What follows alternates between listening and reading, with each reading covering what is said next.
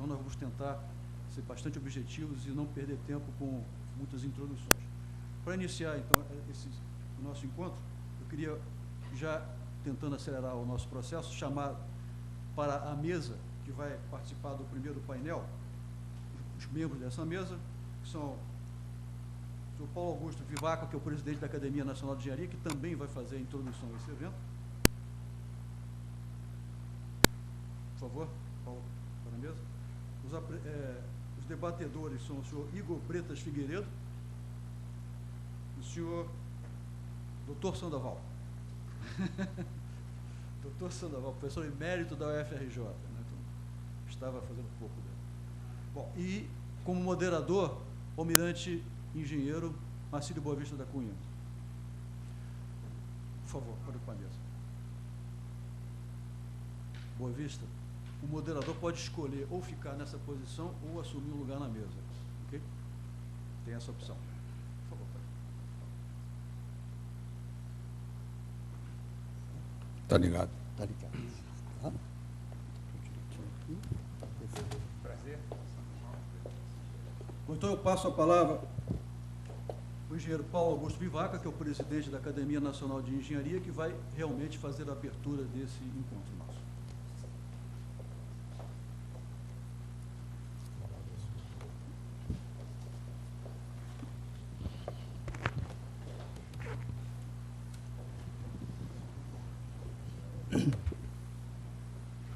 Senhor comandante da Escola Superior de Guerra, tenente brigadeiro do ar Rafael Rodrigues Filho, oficiais, autoridades presentes, membros dos corpos docente e discente da ESG, membros da Academia Nacional de Engenharia, ilustres palestrantes, debatedores e convidados. Nós agradecemos inicialmente, na pessoa do comandante, a acolhida que a ESG concede a esse importante evento da Academia Nacional de Engenharia, durante o qual assuntos de grande importância para o país serão objeto de discussões e de debates.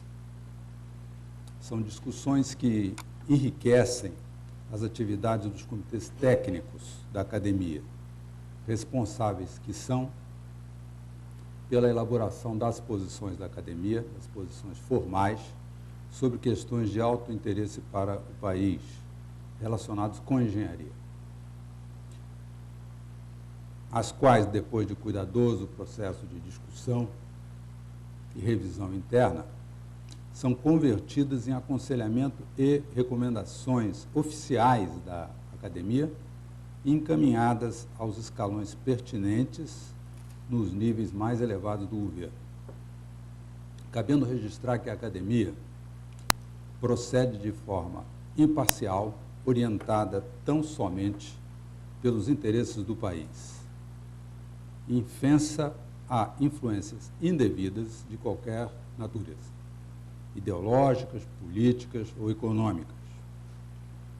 E cumprimentando aos organizadores deste evento, destacando a intensa dedicação do acadêmico Eduardo Brick de Souza, declaramos aberto este primeiro encontro anual da ANE. Um bom dia e bom proveito a todos.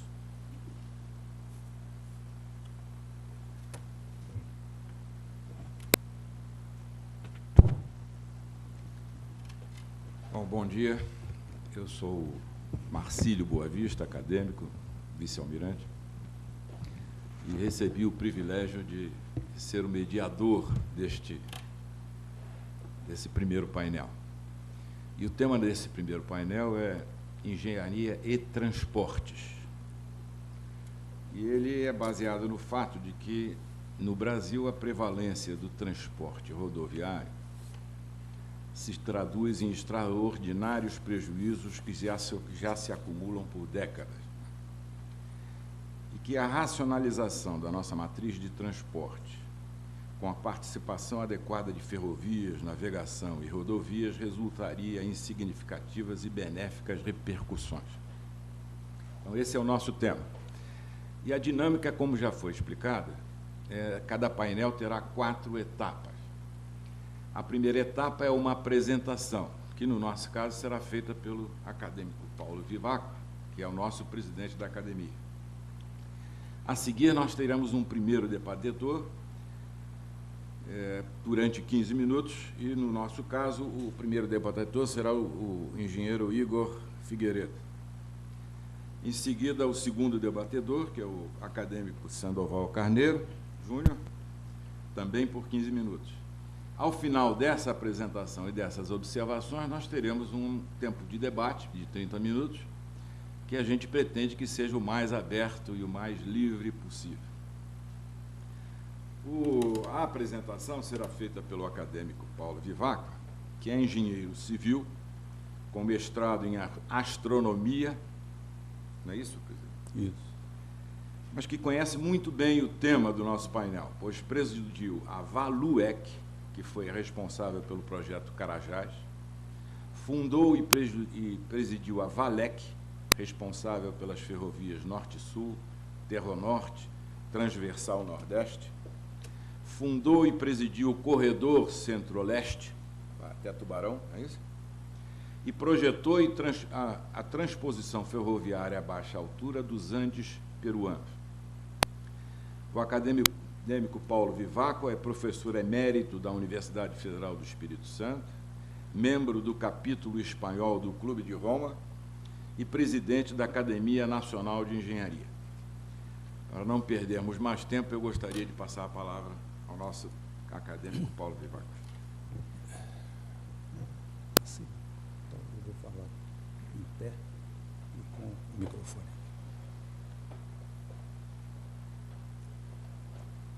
Não sei se talvez o painel queira.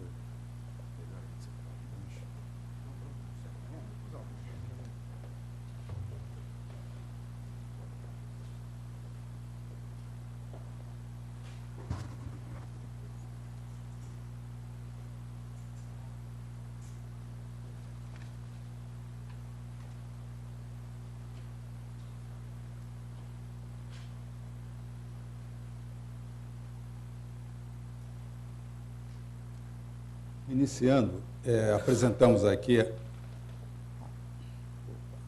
a matriz, mais ou menos a matriz atual do Brasil. Ela é fortemente rodoviária. Nós ensaiamos a passagem desta matriz para uma outra mais equilibrada e mais consentânea com o que se observa nos países desenvolvidos de extensão grande, como o nosso. Uma participação razoável de navegação, ferrovias, além de rodovias. E essa transição nós imaginamos feita em 10 anos e simulamos os resultados que o país colheria dessa transição, se ela fosse efetuada. E aqui estão os resultados do modelo de simulação. O PIB cresceria em 25 anos, quase que um novo PIB. Esses números não estão exatamente atualizados, porque foram feitos alguns anos atrás, mas as ordens de grandeza se mantêm claramente. O país, então, cresceria mais um PIB em 25 anos, ou quase isso, colheria cerca de 660 bilhões de reais em impostos, investimentos necessários para a transformação do setor público seriam 200 bilhões, nós reduziríamos os gastos em acidentes aí em 30 bilhões, ou 360 mil mortes evitadas. A manutenção rodoviária economizada seria nessa ordem de grandeza. Economizaríamos este volume, traduzido em reais, de energia, significando 30 vezes a geração de Itaipu em um ano, e economizaríamos de fretes às empresas cerca de 800 bilhões de reais em fretes, que seriam investidos pelas empresas na sua expansão de suas atividades. E economizaríamos aí cerca de 800 milhões de toneladas de CO2 evitadas em termos de emissões. Eu tracei aqui alguns dos grandes eixos principais brasileiros que são eminentemente rodoviários hoje. São eixos de grande extensão, o eixo que eu chamei aqui de Ferro-Norte, onde nós projetamos uma ferrovia, o eixo Norte-Sul, onde projetamos a outra, e um eixo costeiro.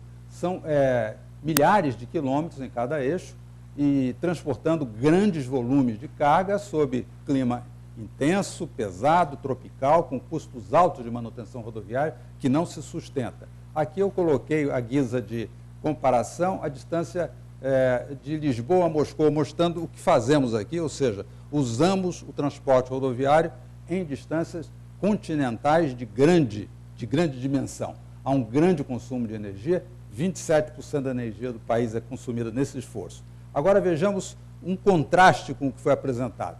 Um contêiner sai da Malásia, rapidamente chega a Los Angeles, em um dia é transferido, caminha 3.200 quilômetros de ferrovia em 2 dias, e em 30 segundos passa por um caminhão e vai a Cincinnati. Ou seja, algo que não se vê, absolutamente completamente estranho ao país. Essa distância é mais ou menos Rio Branco a Acre, que aqui é coberta por caminhão.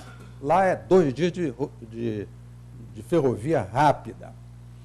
Da mesma forma, um super graneleiro chegando, super container ship, chegando em Miami, rapidamente ele é descarregado até 300 quilômetros é rodovia, além é ferrovia e por água, aonde for possível. Assim é a distribuição de carga lá. A distribuição é determinada pelo custo de mercado de transporte. Esse é um grande porta-container que transporta em uma camiseta 3 semanas, da China à Holanda, pagando 5 centavos de real. Ou seja, a distância foi eliminada da equação comercial por esses mega navios. Portanto, quem tem alta e boa logística interna e externa está numa situação completamente diferente em termos de competitividade, vantajosa. E o que se verificou? O crescimento mundial do comércio, nesses 30 anos, teve este aumento, chegou a 1.110%, graças a esta função, transporte em container. A liberação de tarifas pelos acordos de livre comércio foi responsável, nessa mesma época, em apenas 285% de aumento do comércio internacional. Ou seja, é muitíssimo mais importante o transporte de custo baixo na promoção do comércio do que liberação de tarifas. Quem tem fluido transporte entre A e B não se preocupa muito com tarifas entre A e B comerciais. Quer dizer, o foco da questão pode ser e deve ser também desviado para a questão logística e de engenharia como central a essa questão do comércio internacional. Aqui estão os principais eixos de comércio onde esses grandes navios circulam, mas nas regiões principais comerciais e econômicas do globo, nessas 3, aqui o transporte interno é multimodal, como nós vimos na questão americana. É rapidamente usado o meio de transporte mais eficiente, para que o custo final dentro do continente seja o mais baixo possível. E eles conseguem isso aqui, isto aqui e aqui, e sempre otimizando constantemente essa função de transporte. Já no nosso continente, permanece o transporte rodoviário no país e interno ao continente. Como resultado desse transporte rodoviário interno, o nosso continente é um continente fragmentado, é um arquipélago de coisas que não se conectam bem. Aqui uma grande população, 80% da população do Brasil, uma grande região desenvolvida, aqui a mais desenvolvida do hemisfério sul, um interior muito grande, rico em todos os tipos de recursos naturais e isolado, a banda do Pacífico com as suas economias isoladas da banda atlântica, e de maneira que o comércio intrarregional aqui é apenas 27% do comércio total do continente, comparado com 63% na União Europeia e 52% na Ásia. Portanto, o transporte intrarregional, que é muito importante, aqui é incomparavelmente, é muito menor do que na União Europeia e na Ásia. Uma perda muito grande para todos nós. E nós temos aqui um PIB total de 4,3 trilhões de dólares, números um pouco ultrapassados, mas ordem de grandeza boa, e que estamos perdendo seguramente pelo menos 1% deste PIB, em termos de crescimento do mesmo, por não estarmos dotados dentro do continente sul-americano de uma rede de transportes como no continente norte-americano, ou na Europa, ou na China. O projeto que nós realizamos, quando na Valec e mais tarde, foi esse aqui. Os eixos principais que nós traçamos na época foram esses, complementados depois pela transposição transandina a baixa altura, um eixo ligando o Nordeste seco ao centro úmido, o Carajás, que projetamos antes, a Norte-Sul, o corredor Centro-Leste. Essas ligações, que aqui estão mais destacadas, elas, de certa forma, integram o país no grosso, nas suas grandes distâncias e grandes eixos. E são integrados aqui ao Rio Amazonas, ao Rio Madeira e aqui embaixo ao Paraguai. Mais ou menos equilibram essa questão numa primeira passagem, reduzindo muito o custo interno de transporte. Essa banda, nesta área aqui, o nosso comércio, números antigos ainda, nós comerciamos com esses países apenas 58 bilhões de dólares ao ano, o comércio do Brasil com eles. Nós podíamos facilmente dobrar esse valor, é facilmente dobrável, porque é muito baixo esse valor, bastando ir lá a custo baixo de transporte. Os produtos daqui chegando lá a custo baixo de transporte, esse comércio rapidamente se aceleraria e muito, e vice-versa. Nós temos um PIB aqui nessa região de 1,4 bilhões, aqui em cima de 540 bilhões de dólares, e o PIB aqui é 25% do continente. Temos 820 bilhões de dólares nessa região, 335, 275. Esses PIBs, que são razoáveis, não estão interligados. Ligando o comércio ocorrerá de forma natural, como nós já testamos em alguns casos. No caso, por exemplo, agora vejamos o resultado do transporte ferroviário num projeto que era o maior do mundo quando foi feito, o projeto Carajás. As jazidas aqui, nós as unimos por ferrovia a um porto profundo selecionado por essa razão, e já o projetamos para navios de 350 mil toneladas, uma ferrovia que permitia, e agora já se acelera ainda, trens de 25 mil toneladas, trafegando a velocidades altas, trens longos, colocando esta pletora, essa grande quantidade de minerais, especialmente minério de ferro, dentro do mercado internacional a custos baixíssimos. Então, com este projeto, nós fazemos aquilo que a China faz com containers.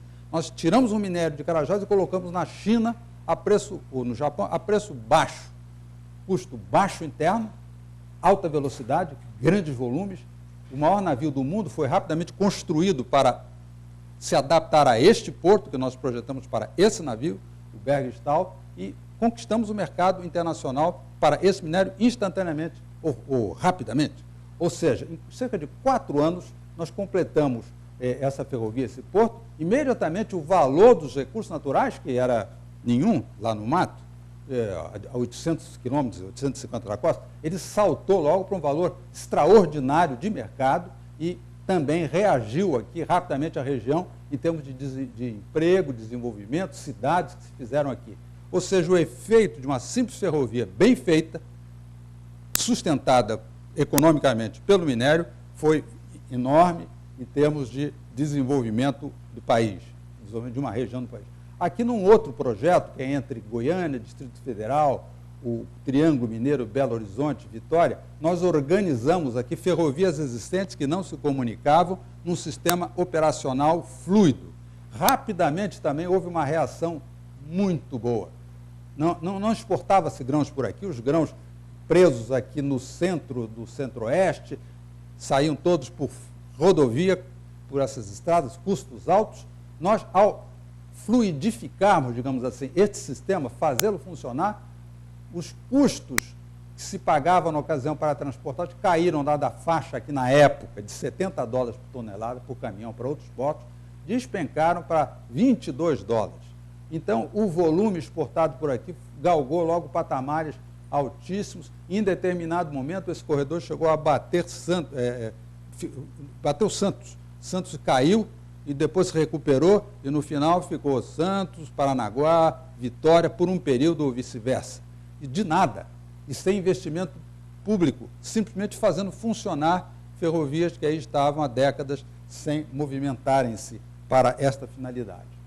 E ainda passamos a carregar esses grãos e navios de até 120 mil toneladas, batendo o recorde mundial na época em termos de navio de grãos, usando as profundidades do Porto de Tubarão, de 15 metros, na doca, o 16, aqui está o que aconteceu no Porto de Tubarão. Nós rapidamente atraímos investimento, então, privado nesse caso, para essa bateria de silos, que foi logo construída. Os trens entram, circulam em descarga contínua e sobem. São operações casadas com o porto e novamente fluidas, como tem que ser uma logística normal, que devia ser essa a logística toda para o Brasil todo, com resultados extraordinários para o país. Nós cresceremos certamente pelo menos mais 1% ao ano sobre o crescimento aí, ou mais. Um crescimento que hoje é negativo, simplesmente com essas providências de se ter uma logística correta. Atraímos aqui os parceiros originais nossos para fazer esses silos, são companhias de grãos, Ceval, Risco, outras, e esse projeto está aí se desenvolvendo. Para resolver esse tipo de problema complexo, nós criamos uma forma de trabalhar. Nós criamos um conselho de 11 governadores de estado, uma frente parlamentar de 130 parlamentares, numa secretaria organizada funcional que dava suporte a essa entidade sem fins de lucro, o consórcio operacional do Corredor Centro-Leste, que nós organizamos e existe. Ele é sustentado pelas empresas interessadas, Petrobras, Vale, e dando apoio ao que nós chamamos de uma mesa de integração, que é um local onde esses conflitos e problemas, eu estou me referindo a esse corredor de grãos de Vitória, esses conflitos históricos se resolviam nessa mesa de integração num processo de iteração e solução de problemas difíceis. Era um problema muito antigo e intratável. Ele era todo minado, especialmente por corrupção, ineficiência e, digamos assim, indiferença. Estava aí uns 40 anos. Nós, rapidamente, em 2 anos, resolvemos com este mecanismo que nós chamamos de mesa de integração e que foi objeto até de tese e reconhecimento pela Universidade do Texas, que o estudou, ali no Johnson School of Foreign Affairs, e a província de Buenos Aires nos premiou aí com a elevação à nossa condição de entidade apreciada pela província. Ganhamos uma distinção lá. A OEA nos colocou no seu programa Pró-Corredores por esta ação aqui de mesa de integração. Então, ela se revelou um mecanismo interessante para resolver problemas aparentemente intratáveis. Desenvolvemos uma metodologia para isso. Aqui está uma dessas reuniões do Conselho de Governadores, temos aqui 11 governadores representados, isso aqui é na CNI, os empresários, todos congregados em torno de algo onde todo mundo aí ganhou, todos tinham um stake positivo na questão. Os governadores dos estados centrais tinham todo o interesse em que isso fosse resolvido. Empresas da área de grãos, do agronegócio, do transporte, da logística ferroviária, interessadas também estavam aí presentes, dando apoio à solução desse problema, que era um problema simples, era fazer correr trens integrados de Brasília até Vitória em linhas existentes. Isso era impossível porque os diferentes interesses contrariados impediam, e impediam mesmo, estávamos paralisados aí há mais de 40 anos, como eu falei.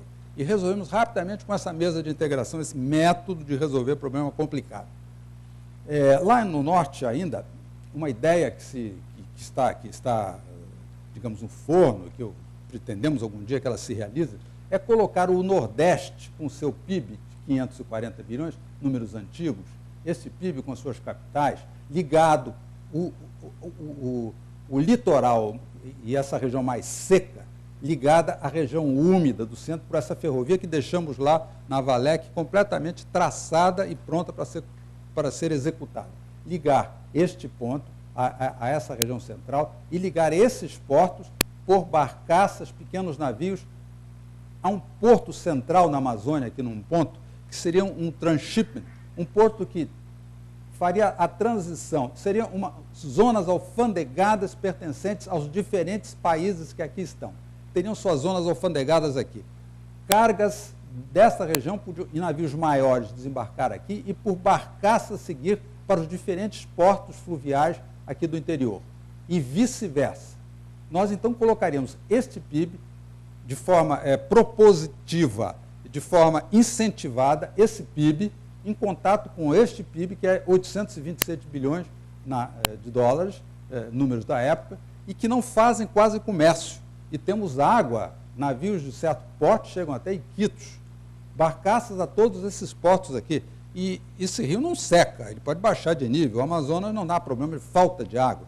Equilibrando-se e se racionalizando o transporte através dessa rede, mas principalmente e também incentivando o contato empresarial dessa região com o dessa região, as coisas acontecem naturalmente como nós testamos na prática, com vários cases entre empresários nossos e aqui do Peru, em Lima. Mais tarde, o desenvolvimento da Ferronorte, que nós projetamos e deixamos em construção, seria expandido para o outro lado, através de uma ferrovia que nós projetamos a baixa altura, conseguimos passar os Andes aqui apenas a 1.830 metros, a baixa altura, e anteprojetamos um grande porto aqui em Baiova, onde as condições geográficas são excepcionais em termos de profundidade, de área abrigada e grandes expansões de terras adicionais. Seria possível fazer aqui um grande porto de múltiplo uso para chegarmos aqui ao Pacífico por ferrovia também, somando-se a esse projeto hidroviário focado principalmente na união do Nordeste brasileiro, que é um país em si e grande, comparado com esse aqui. Então se vê que o PIB do Nordeste está na ordem de grandeza do PIB dessa região e quase não conversam. E há muito a trocar, como nós verificamos. A ideia geral de todas essas questões é atrair investimento para o interior via a redução dos custos para ir e vir e, atrás do investimento, induzir a imigração, investimento gerando renda, emprego e cidades. Induzir a imigração para essas cidades. Aqui nós temos uma grande população marginalizada, que então teria seu emprego lá. É um interior muito rico em recursos naturais, o mais rico do mundo. Isso, a Europa cabe com folga aqui dentro, a Europa Ocidental toda e fora da Amazônia. Temos aqui 170 milhões de hectares agricultáveis, adicionais, fora da Amazônia, 15 Itaipus, em termos de potencial hidráulico, água, minerais. É uma grande economia nossa.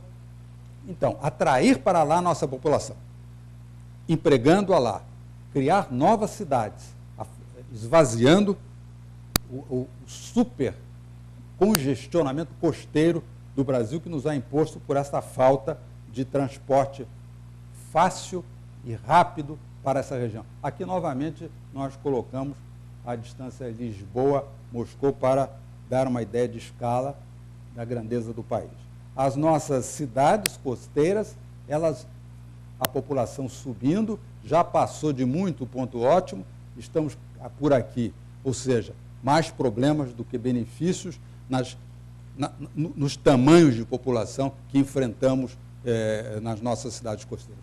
Já passou de muito tempo de incentivar essa população para o centro, que é rico de recursos naturais, como o Carajás mostrou, sustentaria lá novas cidades, novas, digamos assim, civilizações. A questão da navegação costeira é também muito importante. Não foram barreiras tarifárias, facilmente navios, por exemplo, o milho saindo de Miami, números antigos, mas que se mantém, chegaria aqui com uma diferença a menos de $40 por tonelada de um milho que por acaso saísse de Porto Alegre para Recife.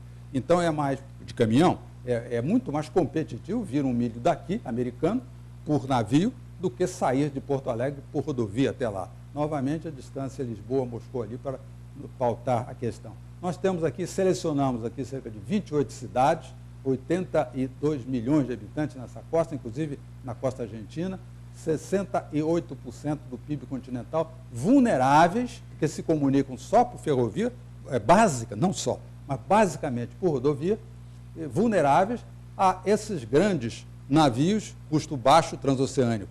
Não chegam aqui porque alguma barreira tarifária os protege. Senão, era um mercado aberto ao exterior e não congregado, unido interiormente pelo bom transporte. Nós vemos que há mais ou menos por aqui, por Cuiabá, de Cuiabá, a distância a Tóquio dá 18.700 quilômetros, de Cuiabá a Tóquio, por aqui, 20 mil quilômetros, se vendo que a América, essa nossa América, deveria realmente estar ligada ferroviariamente com essa costa, para chegar mais rápido, a custo menor, à Ásia, aos grandes mercados asiáticos. Como é a questão aqui em cima, no continente norte-americano, que é muito bem conectado de costa a costa e rapidamente, como nós vimos no slide anterior, chega de qualquer ponto do país à Ásia fluidamente por ferrovia e navegação. Aqui não é o caso. A distância maior e é muito mal integrada. É por rodovia, ferrovias de alta capacidade, como a de Carajás, não existem nos unindo de costa a costa. E, claramente, se a cabotagem for e deve ser estimulada, nós vamos ter aqui muito mais crescimento nas cidades costeiras. Cai o custo, através da cabotagem, o custo de transporte cai, sobe a renda, o ganho dessas cidades costeiras. Fizemos alguns cálculos aqui, nós simplesmente com cabotagem e bons portos teríamos um crescimento adicional considerável na economia costeira atlântica. Um lado negativo de ir ao interior sem os cuidados necessários antes. Nós construímos o Carajás e a única coisa que tentamos preservar aqui 100 quilômetros de cada lado para um planejamento correto de uso do solo, proteção ambiental. Não conseguimos na época. Quando eu falo não conseguimos, eu estava na Vale do Rio Doce. A única coisa que nós conseguimos foi isto aqui. Isto aqui, eu usando uma argumentação até capciosa, declaramos lá que esta área era necessária como suporte às operações da mina. Então, essa é a única floresta que se vê lá, é a floresta de Carajás. O resto foi devastado, inclusive com produção de ferro gusa, o que é um absurdo, usando o carvão da floresta amazônica e o minério de Carajás. Absurdos que nós não conseguimos prevenir, mas é prevenível pela lei e pela fiscalização adequada daquilo que a lei determinar em termos do uso do solo. E o transporte, uma outra questão muito importante, é que ele consome 30% do combustível total e da energia total do país. As rodovias absorvem 90% dessa energia. O custo o combustível é um dos grandes itens do transporte e nós poderíamos, numa nova matriz, como nós mostramos, cortar as emissões substantivamente numa contribuição importante para a questão de minorar o agravamento do aquecimento global do planeta. Adicionalmente, nós já projetamos, por exemplo, a ferrovia de Carajás para ser eletrificada já era econômica a partir de 30 milhões de toneladas por ano. Essa ferrovia, hoje já mais do que passou isso, nós temos alguns troncos aqui no Brasil que podem e deveriam ser eletrificados. São alguns. Carajás, a própria Vitória Minas, de Minas e outros troncos. Já há carga suficiente para eletrificá-los, reduzindo o consumo de diesel lá e fazemos mais hidroelétricas, com mais reservatórios, que é uma outra questão que nós não vamos abordar aqui e precisa ser, e a Academia Nacional de Engenharia está discutindo isso e tentando convencer que nós precisamos de mais hidroelétricas, de mais reservatórios e de mais energia hidráulica. E injetá-la no sistema de transporte, através de ferrovias eletrificadas, por exemplo. A questão da manutenção rodoviária, os recursos disponíveis, isso aqui mais ou menos é uma seta, uma linha, os recursos disponíveis para manter rodovias. Aqui as demandas da manutenção, que já mais ou menos no meio da década de 80, creio eu, já se exauriu a capacidade financeira de manter rodovias com aquelas quilometragens continentais, debaixo de clima tropical, tráfego pesadíssimo, mantê-las intactas. É impossível, não há dinheiro para manter essas rodovias. Já ultrapassamos a nossa capacidade. E há um gap aqui que só faz crescer. Déficit de manutenção, degradação progressiva, encarecimento de vida e perda de competitividade da cidade. Imagina essas cidades todas do Brasil por aí disseminadas, unidas por rodovia. Isso é um absurdo extraordinário que continua vivo. O sistema de transporte ele é composto de muitos subsistemas. É um sistema complexo, integrado, grande, aberto. Ele é composto de muitos subsistemas, interagindo com feedbacks complicados, pouco conhecidos às vezes, e esses diferentes subsistemas é que condicionam a caminhada do grande sistema de transporte do país. E dentre estes subsistemas que condicionam essa caminhada, os grupos de interesse são importantíssimos. Eles dominam esse sistema de transporte, este subsistema aqui domina e controla todo o resto, e o sistema de transporte se mantém dessa forma horrível, estranha e anômala no mundo todo, através de décadas, nas nossas, desculpe a expressão, barbas, sem que nada seja feito de concreto. Mostramos como se pode resolver um problema desse através da mesa de integração, botando todos os problemas dentro de um espaço com poder suficiente para forçar soluções ali dentro e acomodá-las. Isso, a mesa de integração faz isso. Muito bem, mudando o sistema de transporte, ganharíamos aquilo que já apresentamos antes. Este é o prêmio que nos aguarda e compensa qualquer esforço para mudarmos aquele subsistema que, dentro do sistema de transporte, condiciona a sua trajetória anômala. Uma das questões que eu coloco aqui é que isso foi um ensaio. Nós poderíamos criar cerca de 2.000 cidades novas no interior, de 100 mil habitantes, absorvendo massas de pessoas que hoje estão mal empregadas ou desempregadas na costa do Brasil, lá no centro do Brasil, desde que tivéssemos transporte para... a trajetória do transporte brasileiro é essa, ela está estável e alta, enquanto o mundo todo cai. A nossa se mantém aqui por causa desse subsistema dos interesses particularizados que o controlam. O que essa matriz nova deve procurar fazer, e é possível que eu faça, é esta transição, fazendo que os nossos custos internos de transporte, e externos também, caiam para os níveis mundiais. A mesa de integração, para efetuar a transformação desse subsistema e acomodá-lo às nossas necessidades, que nós imaginamos, é essa. Ela seria suportada por uma frente de navegação e cidades costeiras, pelas razões já apresentadas, que tudo tem a ganhar com a cabotagem, mais as associações comerciais e industriais dessas cidades costeiras, as bancadas dos prefeitos das cidades portuárias, apoiando a mesa de integração. Por um lado, para resolver a questão da costa brasileira, da interação entre as cidades costeiras. E uma frente que eu chamei de agricultura e logística, é uma frente de interiorização que faria com que, e o complexo agroindustrial associado, como nós mostramos que funciona na questão do corredor centro-oeste, exatamente aquele modelo, aqui a bancada agrícola, que é importante no Congresso, dando apoio político e empresarial à mesa de integração, que é uma tábua, é uma mesa de negociação, onde todos os problemas chegam, e não menos do que todos os necessários, e não mais também do que os necessários. E ali são trabalhados e acomodados as diferentes stakes, perspectivas, ambições dos players. Isso é possível fazer. É uma negociação de caráter político, técnico e econômico. Ninguém perde. É um jogo onde todos ganham. A indústria automotiva não perde, a indústria dos caminhões não perde, porque a economia cresce, surge uma indústria ferroviária, surge uma indústria portuária, surge uma indústria de navegação. Todos ganham e as empresas ganham. Mas isso assim não é percebido. Hoje é um jogo como se fosse de soma zero. Se eu faço ferrovia, eu não vendo caminhão. Então, zero. Não é isso. Todos ganham.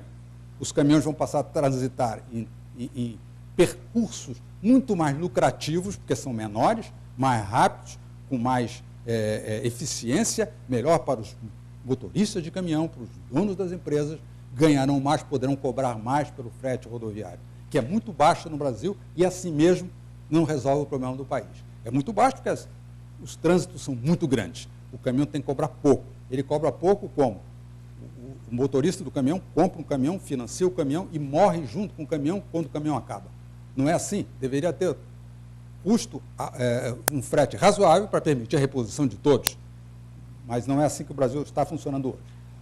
Isso aqui eu tirei, esse triângulo de ferro, é americano. Isso aqui é um estudo americano de como as coisas se processam lá.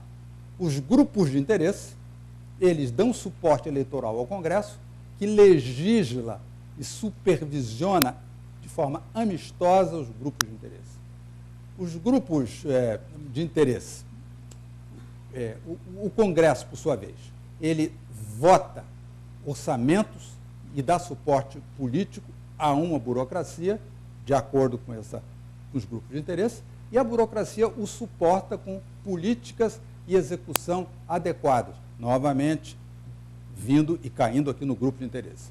E a burocracia, por sua vez, ela exerce fraca regulamentação e concede favores especiais aos grupos de interesse, que, por sua vez, fornecem suporte de lobby para suportá-la lá nas suas posições no Congresso. Esse é chamado Triângulo de Ferro nos Estados Unidos. É um problema americano que é praticamente e quase que exatamente o que ocorre aqui no nosso país. Isso aqui forma-se, então, um subgoverno, dizem eles lá, durável, invulnerável, com poder de determinar políticas. Exatamente o nosso caso. É durável, invulnerável e determinou uma política rodoviária que permanece dessa forma há várias décadas. Agora vejam uma história interessante. A China, em 1895, o imperador Guangxu, decreto imperial. As ferrovias são o mais importante fator na manutenção do comércio e um empreendimento que empregará as massas. Portanto, decidimos encorajar ferrovias por todos os meios, de forma a torná-las um fato consumado nesse império. Em 1912, já o primeiro presidente chinês na República, Sun Yat-sen. O transporte é a mãe das indústrias e a ferrovia é a mãe dos transportes. Aqui o presidente Barack Obama agora, né? A missão primordial do secretário de Transportes é garantir que os Estados Unidos mantenham o mais seguro e eficiente sistema de transporte do mundo. O contraste com a nossa política em relação a esse setor é gritante ao se ver um presidente americano falar isso. Isto aqui é verdade. E diz ele mais, que numa economia global, os empregos de primeira classe gravitam para a infraestrutura de primeira classe. É óbvio, eu vou para um país que tenha bom transporte, energia firme, boas telecomunicações, boas cidades. Eu vou para lá, eu não vou para um lugar onde não tem energia ou não tem transporte, o transporte é caro, onde os serviços públicos não funcionam. Isso aqui é perfeito. E nos Estados Unidos isso aqui é reconhecido e estudado. O aumento de produtividade do transporte de cargas é força propulsora do crescimento do PIB dos Estados Unidos. Tem medidas mostrando que isto está acontecendo. Essa transposição de matriz geraria benefícios para todos no Brasil. Para a indústria automotiva de caminhões, sim. Além do maior mercado, nós constituímos hoje o maior mercado mundial para ferrovias, portos, navegação, por causa desse atraso. Recuperar esse atraso é uma grande oportunidade industrial para o Brasil. Ele pode passar a ser um grande produtor, ele entrando nesse projeto, de todos os tipos de material ferroviário, de todos os tipos, de tecnologia ferroviária, de softwares ferroviários e de navegação, a mesma coisa. Ele traçando um programa nesta direção e colocando em prática, o programa vai gerando industrialização de ponta, que o transporte hoje é uma indústria de ponta. Ele é todo controlado por IT, por Information Technology. Toda essa massa de hardware dele funciona atrelada a uma corrente de tecnologia de informação que mantém isso tudo fluido e controlado. Assim é uma logística hoje. Então, nós teríamos uma poderosa indústria sendo construída e essa indústria construindo o nosso sistema de navegação e de transporte. Seria um novo ciclo de desenvolvimento importantíssimo. E como o Carajás mostrou, quando se faz uma ferrovia para uma certa região adequada, você desperta a riqueza em massa. A riqueza que se construiu em torno da ferrovia de Carajás, riqueza palpável de mercado, foi extraordinária. Os minérios que lá haviam, a 800 quilômetros da costa, passaram a ter valor de mercado extraordinário. As terras todas foram hipervalorizadas, não valiam nada. O ruim foi a destruição ambiental, porque faltou, nós quisemos, mas não nos foi permitido, governar, entre aspas, aquele espaço para impedir o que aconteceu. Então, houve lá aquelas devastações, que é o problema de se ir ao interior pristino em algumas regiões do país, nem tão pristino assim, mas precisa se ir com a lei que defina o que fazer com o solo e os meios capazes de fazer com que a lei seja cumprida, que é uma outra questão. Bom, encerrando, Hayek nos diz que sem teoria os fatos são mudos. Ou seja, não adianta conversar sobre a questão de transporte, como a gente ouve sempre, precisa disso, precisa de ferrovia, devíamos ser assim. Tem que formar uma ideia do sistema, detectar o subsistema que está impedindo, ou os subsistemas, que aquilo evolui e resolver no subsistema, porque todo o conjunto segue. Essa é a lição aqui do Hayek. E Frederico Grande, a experiência é inútil, a menos que as conclusões corretas sejam derivadas da mesma. Não adianta atacar esse problema de transportes sem atacar o problema do subsistema, dos interesses particularizados que o governam.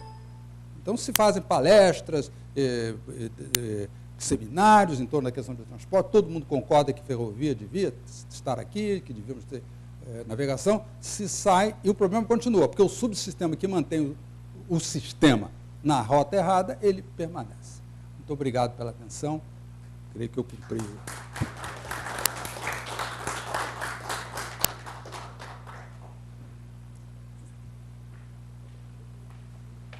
Eu olhava para ele com medo.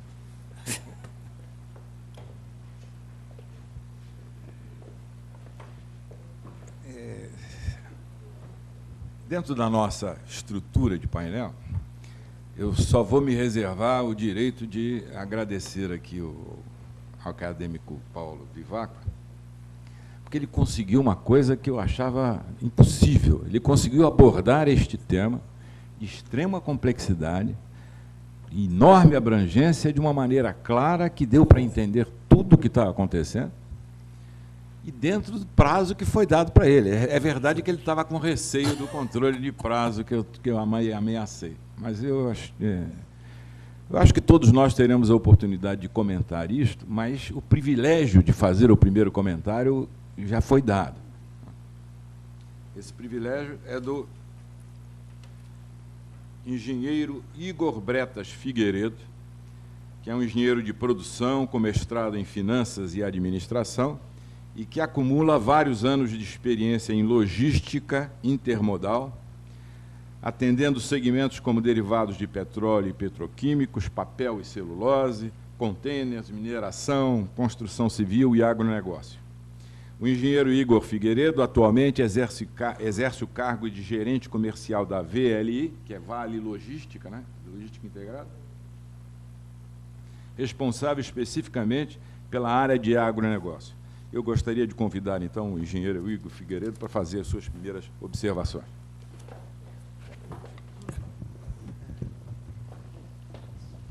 Vai colocar os...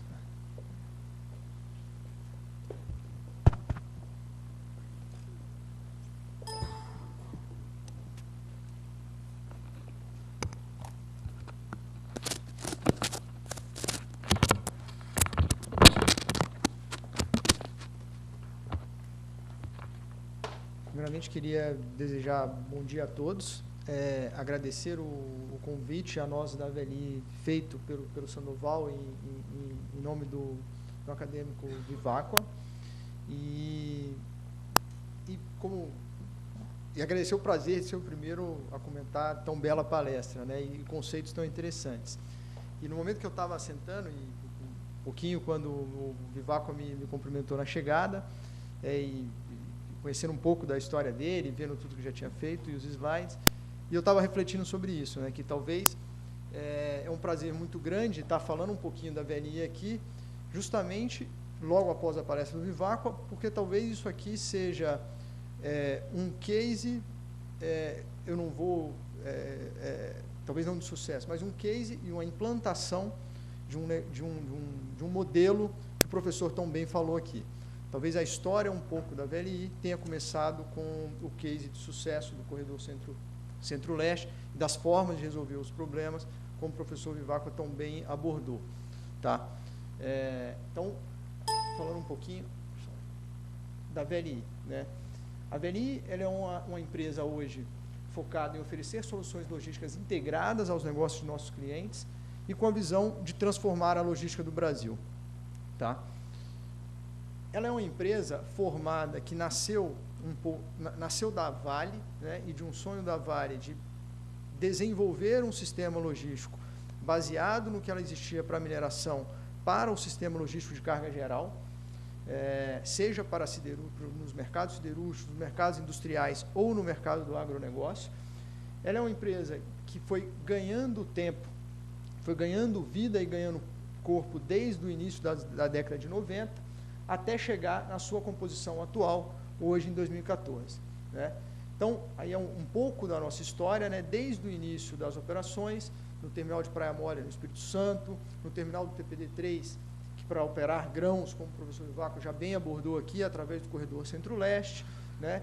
E nas outras aquisições que por algum motivo a Vale foi fazendo, e a gente foi desenvolvendo um projeto logístico integrado, baseado em corredores, para transportar as cargas do nosso país.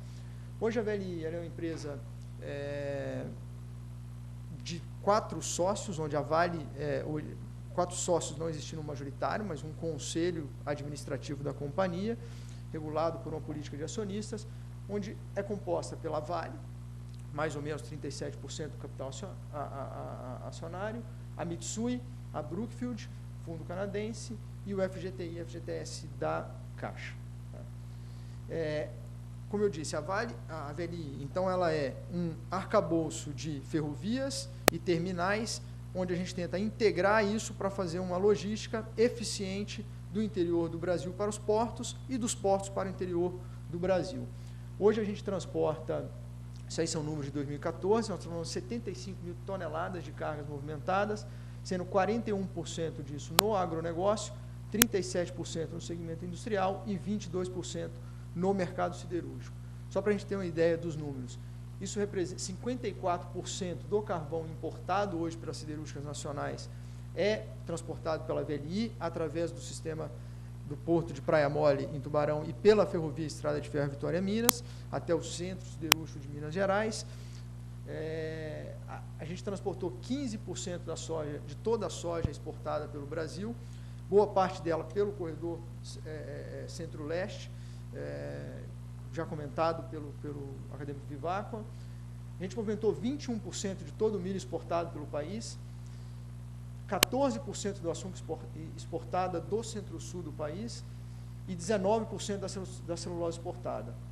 Isso, além disso, a gente ainda integrando as refinarias de petróleo ao interior para a distribuição de derivados, a gente movimentou 3,6 milhões de metros cúbicos de combustíveis.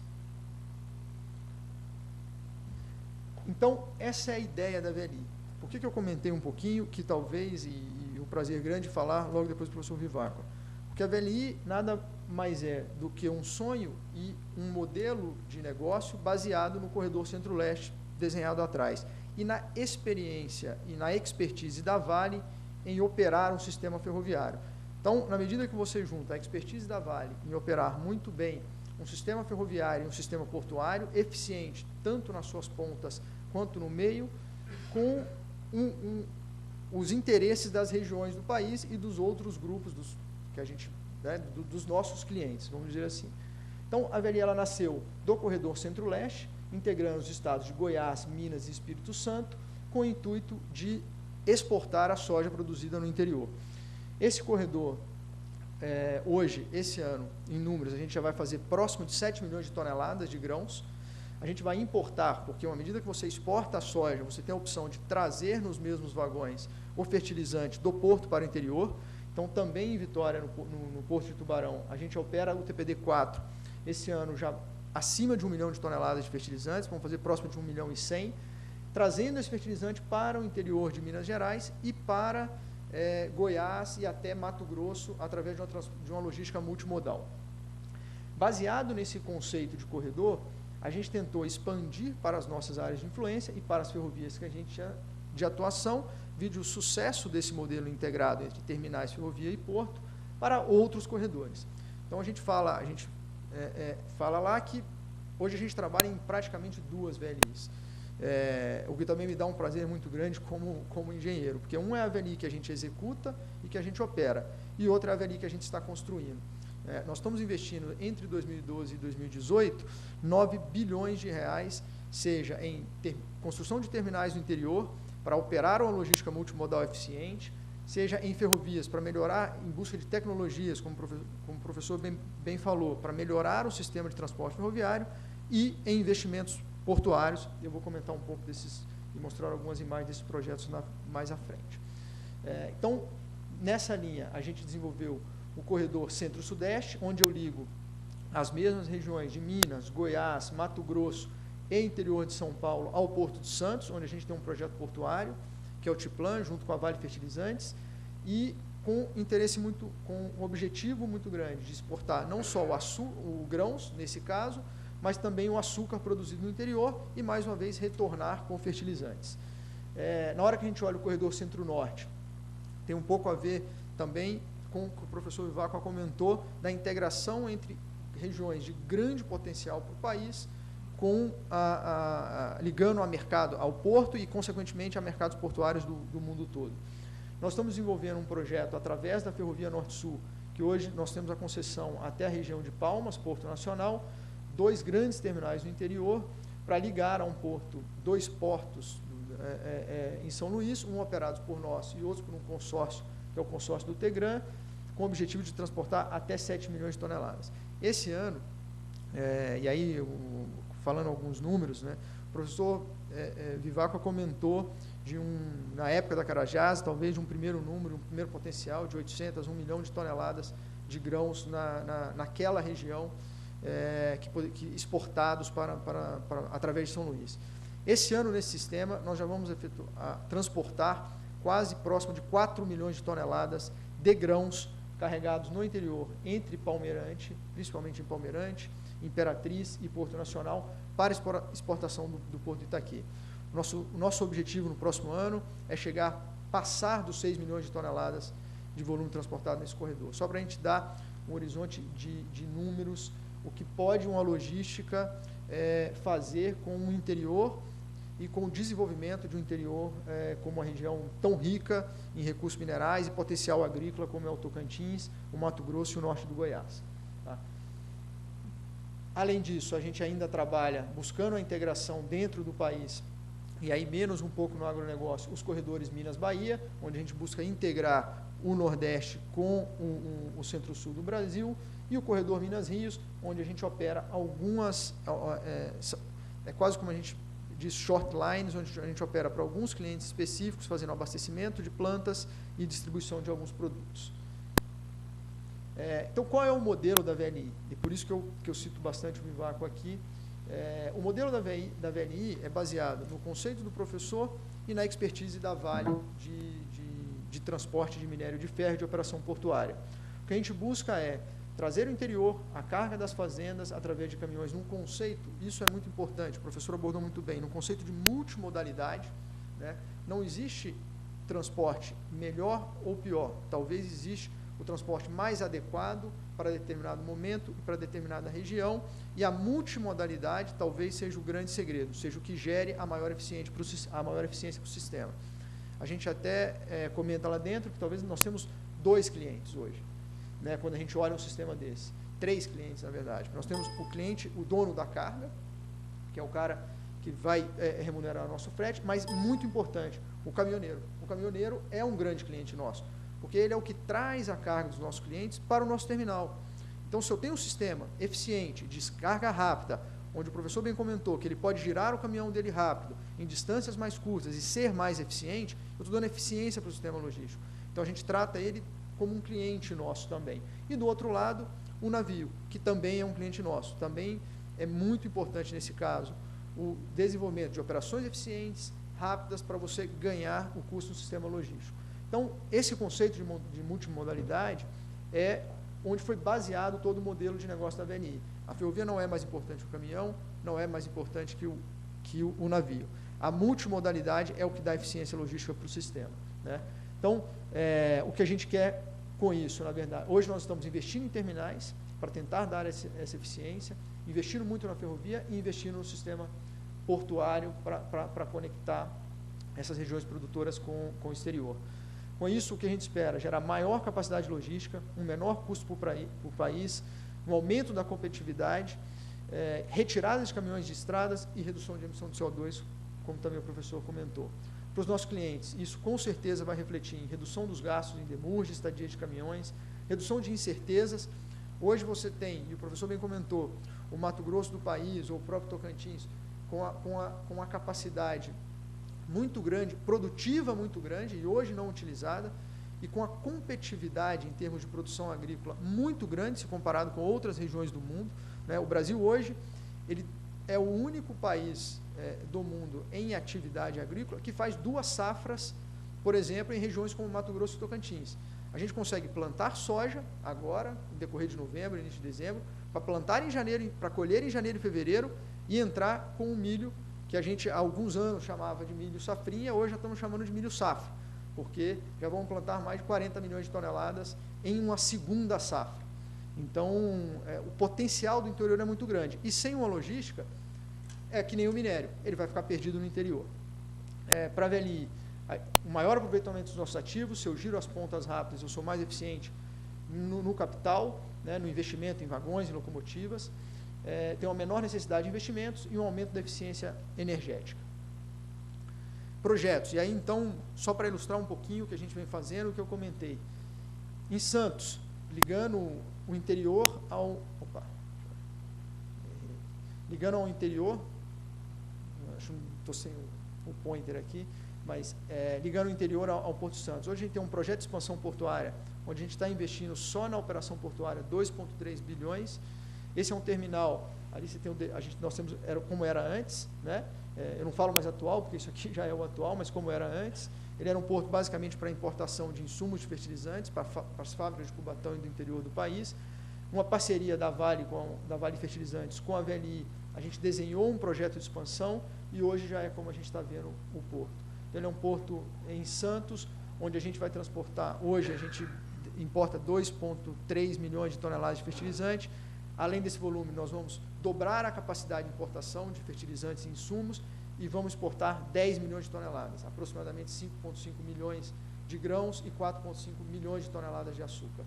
De uma maneira eficiente, através de uma pera ferroviária, onde a gente gira os vagões rápidos. Aqui tem um número interessante. Hoje, um vagão nosso em Santos, ele fica aproximadamente 48 horas entre a chegada dele em Santos, conexão com o terminal e saída do porto, subida da serra.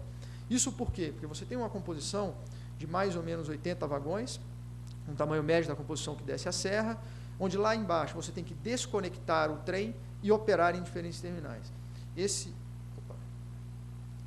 Obrigado.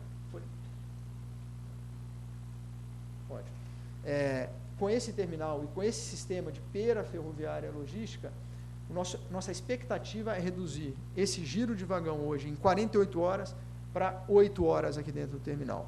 Então, ou seja, é um ganho muito grande de eficiência no sistema. Então, esse é um dos exemplos dos projetos que a gente está. Esse terminal a gente já opera ele em janeiro de 2018 pelos programas da obra. Tá? Então, aí só um escopo do terminal para vocês terem uma ideia.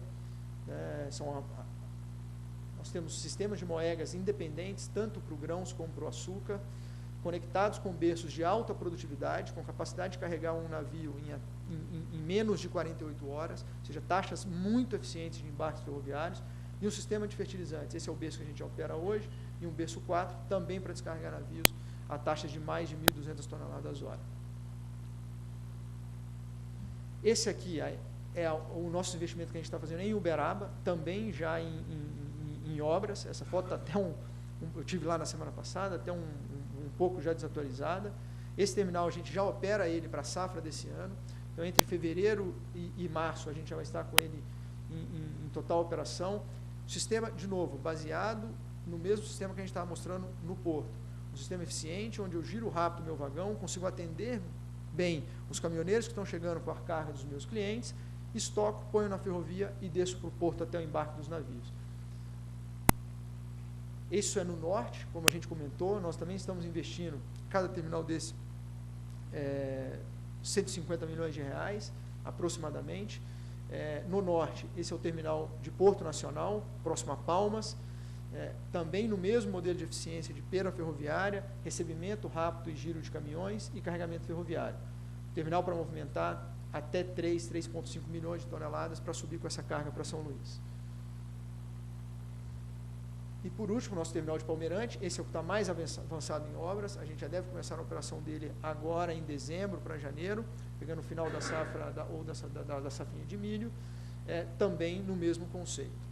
Então, o que a gente mostra com isso, e de novo, por isso eu me sinto muito feliz em falar após o professor, é que de uma ideia e de um modelo, talvez como o professor comentou, de gerência de conflitos e de congruência de interesses, talvez saiu um corredor, e um corredor que nos inspirou a reproduzi-lo em outros locais para dar uma eficiência no sistema logístico do país. Somando o que o professor comentou com a expertise da Vale em operar os sistemas portuários e sistemas ferroviários de extrema eficiência, é o que a gente tem tentado replicar para a carga geral, seja para o agronegócio, seja para o sistema siderúrgico, seja para as cargas industriais.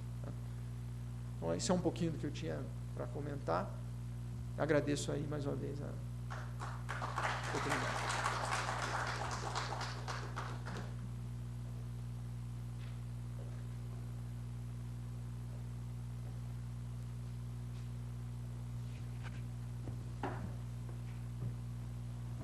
Eu acho que nós continuamos nos surpreendendo, né?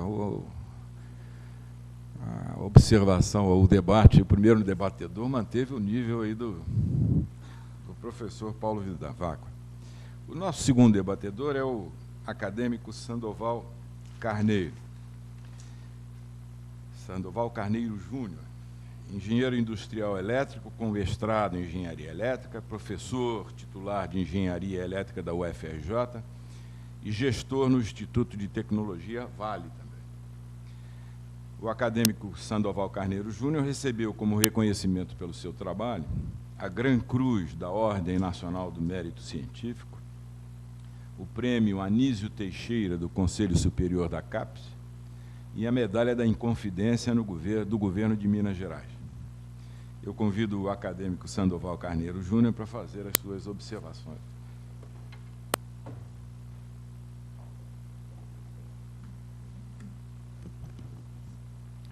Muito bom dia a todos. É com grande satisfação que eu participo desse primeiro simpósio. Acho que é uma iniciativa excelente do nosso presidente acadêmico Paulo Vivaco. E um prazer redobrado estar trabalhando num tema que hoje me é muito caro, que é contribuir para as melhorias, né, da indústria brasileira, no caso, a Vale, que é uma empresa que todos conhecem. Eu tinha feito uma apresentação talvez um pouco longa, porque eu achei que eu teria meia hora, mas como eu tenho só 15 minutos, eu vou passar muito rapidamente, evitando, inclusive, duplicar algumas informações que já foram prestadas pelos que me antecederam. Então, a ideia foi, acho que a Vale não precisa de apresentações aqui nesse fórum, mas só algum destaque aqui interessante. Ela foi criada em 42, em junho, e no primeiro ano produziu 40 mil toneladas de minério de ferro, que hoje é o que ela produz em uma hora de operação, né? E ela opera 365 dias por ano, 24 horas por dia, né? Não para. Então, tem aí a parte logística, tem um diretor executivo que define a Vale como minério de ferro, logística e mudança, né? E é um ponto forte porque o desafio ficou muito bem colocado pelo acadêmico Paulo Vivaco, de colocar esse minério na China a um preço competitivo, quando a Austrália está quase ali ao lado, por exemplo, que é um dos principais competidores nossos, né? Então, ele já comentou isso, como a Vale tem uma responsabilidade ambiental. Aquela região de Carajás, 97% foi preservado, só 3% foi ocupado pela mineração, mas infelizmente não se conseguiu o sonho dele, que era preservar todo um corredor até São Luís, né? E também a responsabilidade social no Brasil e no exterior, vou dar alguns exemplos depois, é muito grande. A Vale busca contribuir para as comunidades locais E, por exemplo, só em 2014 foram 270 milhões de investimentos em programas da Fundação Vale para atender as populações nas regiões que ela opera, né?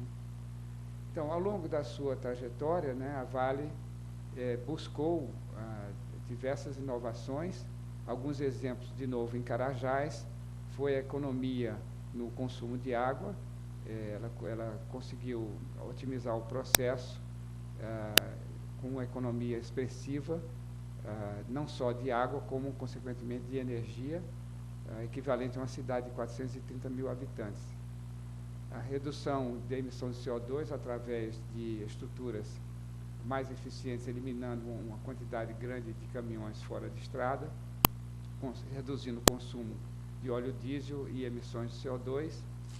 E no Porto de Vitória, um problema grande que ainda hoje está sendo discutido através de uma CPI é a questão que ele chama do pó preto, né? Ela instalou um conjunto de cercas de 33 metros de altura ao redor de todo o porto, e todas as correias transportadoras são cercadas para evitar a emissão do pó, e ela conseguiu reduzir em 77% e está trabalhando para aumentar ainda mais essa redução. E, então, também ao longo aqui não está passando, tá. Ao longo do seu desenvolvimento, ela buscou estabelecer laboratórios de pesquisa para atender suas necessidades mais imediatas. Então, o caso do CDM, é o Centro de Desenvolvimento Mineral, em Santa Luzia, perto de Belo Horizonte, foi criado em 65, e foi muito importante para viabilizar o processamento, o beneficiamento do minério de Itabirito. E um outro centro mais recente foi criado, é o CTF, Centro de Tecnologia de Ferroso, cuja principal missão é avaliar as características do minério e sua adequação na siderurgia, aqui, né? Também perto de Belo Horizonte.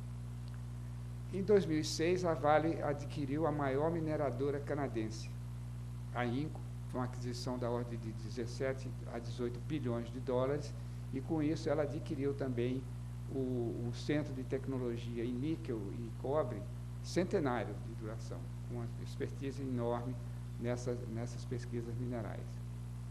E lá em Vitória tem o Centro de Eficiência Logística, que treina operadores e tem simuladores para treinar o pessoal e otimizar os processos de operação do trem, né?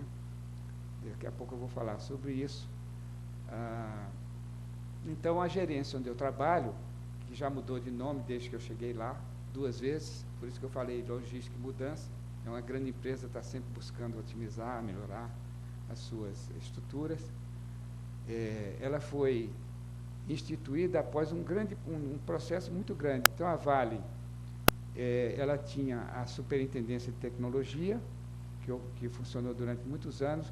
Quando veio a privatização em 97, a direção resolveu descentralizar. Cada unidade de negócio resolve os seus problemas tecnológicos, mas isso não funcionou muito bem, porque surgiram, como se era de esperar, duplicações, e não foi tão eficiente. Foi criado um comitê de tecnologia em 2003, que se reuniu uma única vez, não funcionou. Depois foram contratadas, na época do presidente Rogério Agnelli, consultorias externas para diagnosticar o problema de P&D da empresa e propor medidas. E desse diagnóstico surgiu a visão da gerência, que foi instituída inicialmente como uma diretoria, e o Instituto Tecnológico Vale, que eu vou comentar. Então, a ideia foi sair de um modelo de inovação fechada, ou seja, onde os institutos, os centros de pesquisa que eu mencionei, estavam buscando as soluções mais imediatas, para um modelo que buscasse também quebrar as fronteiras, buscar novas ideias, fazer dentro do que se concebe hoje como um modelo de inovação aberta, onde vários agentes estão trabalhando em conjunto para buscar novas soluções, novas tecnologias, até novos mercados em alguns casos, né? Então, foi aí que foi instituída essa gerência executiva de tecnologia, onde nós estamos trabalhando no momento, né? Então, a ideia, como eu já comentei, era que a empresa tinha um P&D buscando resolver problemas existentes, ainda que com soluções inovadoras, melhorando processos, buscando soluções tecnológicas e assim por diante, enquanto que o novo modelo, ele prevê, então, uma coisa mais ambiciosa, né? Buscando soluções ou descobertas, novas descobertas e novos negócios e assim por diante. Então, a ideia do relacionamento da Vale, dos seus institutos e a comunidade de ciência e tecnologia envolve aí um triângulo, onde a gente tem os negócios da Vale, os negócios centrais, minério de ferro, os metais básicos, cobre, níquel, etc., o carvão lá em Moçambique e fertilizantes, assim como os negócios de apoio, a logística e energia, né, interagindo, né, ou recebendo soluções dos seus centros de pesquisa e as soluções mais ambiciosas, de mais longo prazo, vindo dos institutos e da gerência. Então, aqui a gente tem os centros os laboratórios, né, a pesquisa mineral, as atividades de meio ambiente, a engenharia logística, que nós vamos comentar em maior detalhe, e aqui nesse verso do triângulo, os 2 institutos que eu vou comentar. Temos uma gestão de tecnologia e inovação, a inteligência tecnológica, buscando mapear o que os nossos concorrentes estão patenteando, por exemplo, para posicionar a empresa, e gerir o portfólio de quase 2.900 patentes que a Vale desenvolveu ao longo da sua operação, né? E também desenvolver cooperação e fomento com as instituições dentro do modelo de inovação aberta que eu comentei. Então, um exemplo foi buscar parcerias nos estados, inicialmente, de São Paulo, Minas Gerais e Pará, onde a Vale aportou recursos e as fundações estaduais também aportaram recursos, dando origem a um edital que aprovou 117 projetos nesses macrotemas, né, de biodiversidade, ecossistência, mineração, energia e produtos ferrosos para a siderurgia, mas muitos subtemas que deram origem a esses tantos projetos, e o total contratado foi mais de 100 milhões de reais, um volume muito expressivo, né?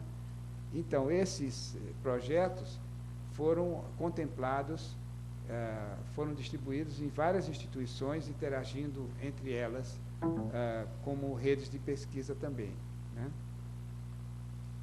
Também no exterior, a gente tem as operações e contribuições para problemas como no Omã, um problema muito interessante que foi pedido o apoio da Vale, e a Universidade de Viçosa está estudando um problema grave que eles têm lá na produção de manga e limão galego. É um problema que tem nada a ver com minério de ferro, mas que atende a comunidade daquele país. Em Moçambique também eu vou comentar algumas coisas. Um edital mais recente, esse inclusive está aberto no momento, foi feito com a FAPESG aqui do nosso Rio e a FAPES do Espírito Santo, contribuindo com a Vale em 3 temas: pelotização, logística e meio ambiente. São temas muito centrais para a empresa, né? Então, são 16 milhões de reais, perdão, para serem empregados em 4 anos em projetos de P&D, sendo metade da Vale, um quarto da FAPES, né, do Espírito Santo, e um quarto da FAPESG. Então, esse edital está aberto até 20 de dezembro e tem havido reuniões e visitas de pesquisadores a operações da Vale para identificar os temas. Esperamos, então, contemplar diversos projetos, dando continuidade àquele grande convênio com as fundações que eu já comentei. Além disso, a Vale desenvolveu parcerias internacionais, nesse caso com a Escola Politécnica Federal de Lausanne, na área de estruturas ferroviárias. Tem 2 alunos concluindo o doutorado lá em Lausanne, estudando esses problemas da empresa. E um outro problema também, que está muito evidente agora, é a questão das barragens de rejeitos, né? É uma parceria com a USP, está buscando maneiras de biolixiviação para recuperar minérios com teores que não são economicamente aproveitáveis com as tecnologias tradicionais. Então, nesse caso, um pesquisador da USP está estudando bactérias que absorvem cobre, tem 4 bilhões de dólares de cobre nessa barragem que podem ser recuperados se ele conseguir, e está indo bem, desenvolver essas bactérias, não desenvolver, mas descobrir essas bactérias que podem absorver o minério e serem tratados, né? O Instituto Tecnológico Vale, então, foi parte daquele diagnóstico que eu comentei em 2006, 2007, que foi instituído a partir de 2011. E nós escolhemos, a empresa escolheu, então, estabelecer 2 unidades, uma em Belém e a outra em Ouro Preto, mais ou menos razões óbvias, né? A biodiversidade na Amazônia é muito grande, uma região de operações muito importantes da empresa, e Ouro Preto pela sua tradição na área de mineração. Então, em Belém, nós temos um conjunto grande de pesquisadores dedicados a problemas ambientais, estudos de ecossistemas, de biodiversidade, biotecnologia, o problema das cavidades, que tem uns bichinhos lá que são, que dependendo da raridade deles, isso impede que haja uma exploração naquela área, e assim por diante, né? E Ouro Preto também, diversos pesquisadores, linhas de pesquisa estão sendo desenvolvidas, tanto buscando alguns problemas de médio a longo prazo para trazer novas soluções para a empresa, né?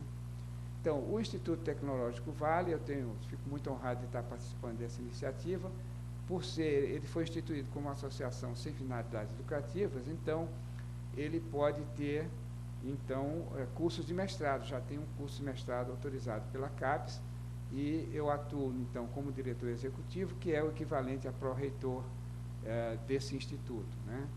E já elaboramos toda a regulamentação de mestrado e doutorado, buscando as melhores práticas das nossas universidades, da COP, da PUC, aqui do Rio, das instituições que conhecemos, né?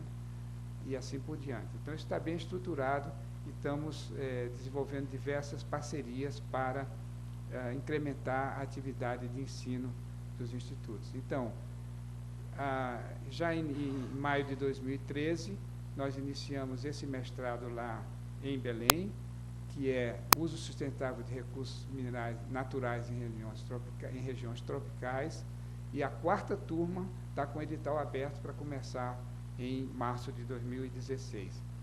Aqui a gente reserva metade das vagas para funcionários da empresa e metade para a comunidade, ou seja, é um edital aberto, né? Também outras ações de ensino, buscando especializar engenheiros e geólogos da empresa. A gente também está buscando fazer isso em Ouro Preto, com uma turma de 20 alunos na especialização em mineração em lavra, né?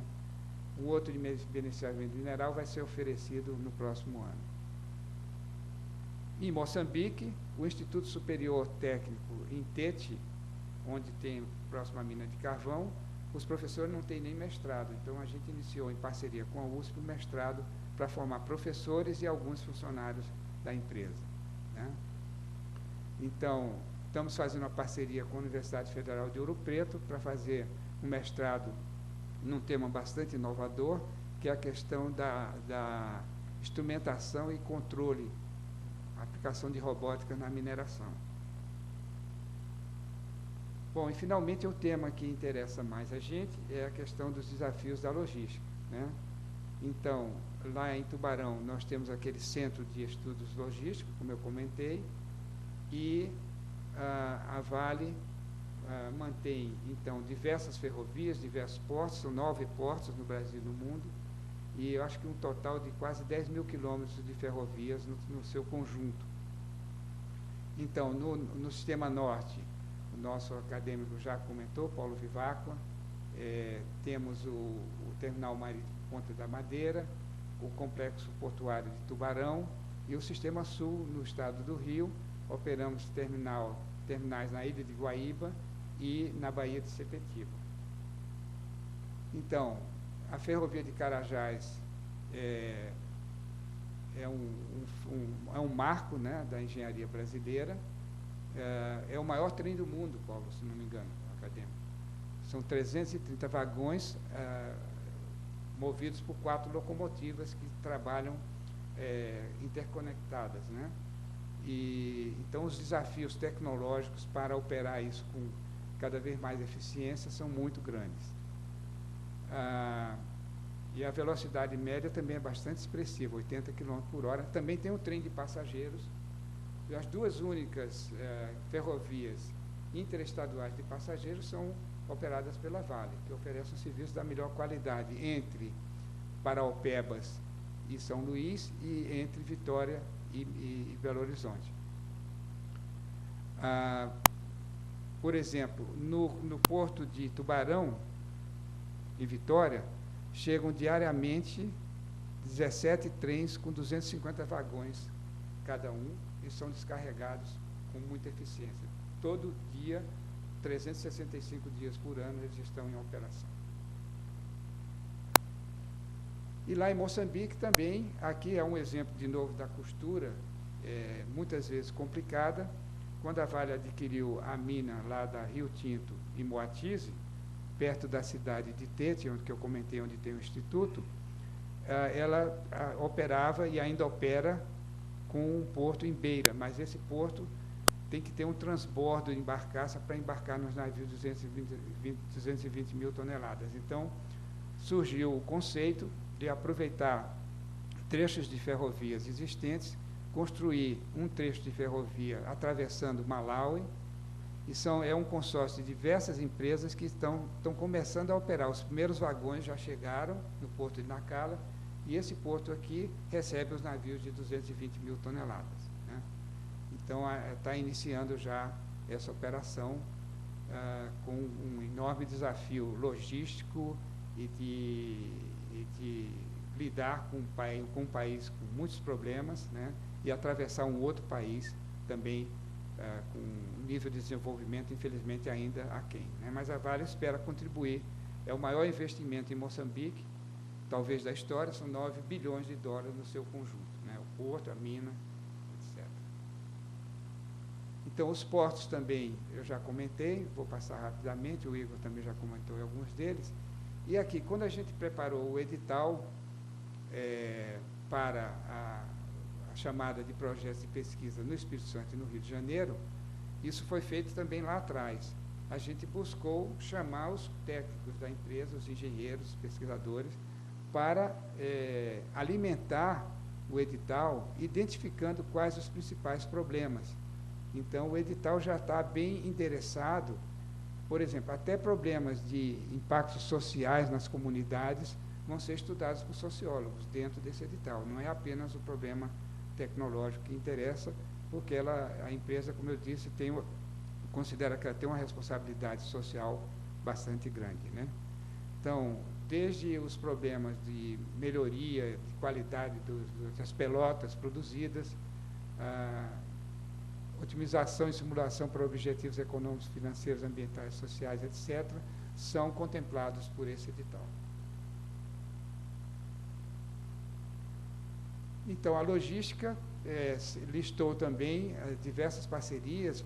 Por exemplo, os trens operam com tanta eficiência e segurança graças a simuladores que foram desenvolvidos em universidades brasileiras, principalmente na USP. E, recentemente, o Instituto, a gerência onde nós trabalhamos, instituiu uma cátedra chamada Roda Trilho, para estudar os problemas da roda e do trilho. Então, uma roda da Ferrovia Vitória Minas, ela gira cerca de 800 mil quilômetros, mas o benchmark internacional chega a 2 bilhões de quilômetros. Então, a gente está estudando como que a gente pode chegar lá. É claro que tem ferrovias mais planas, a Vitória Minas é cheia de curvas, etc., então o atrito é muito mais forte, né? Mas estamos estudando com um conjunto de professores de várias universidades, liderada pelo professor Hamilton, assinatura da USP, mas ele está atraindo diversas instituições para trabalhar na problemática da roda e do trilho. Então, são vários outros simuladores, treinamentos, estudos que são feitos na área de logística. Então, era isso que eu queria apresentar. Muito obrigado pela atenção e pela conversa.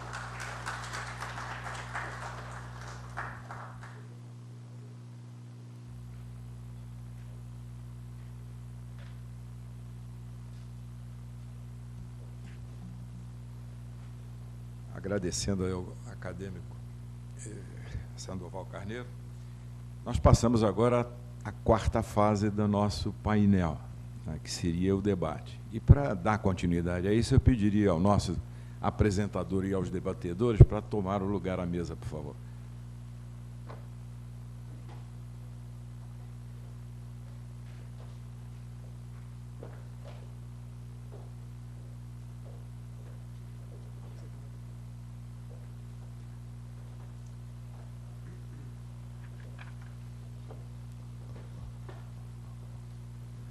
Bom, o nosso debate será o mais aberto e livre possível. Quem tiver alguma dúvida, alguma contribuição, por favor, pode tomar a iniciativa e basta levantar a mão e formular a sua pergunta, a sua contribuição. Por favor.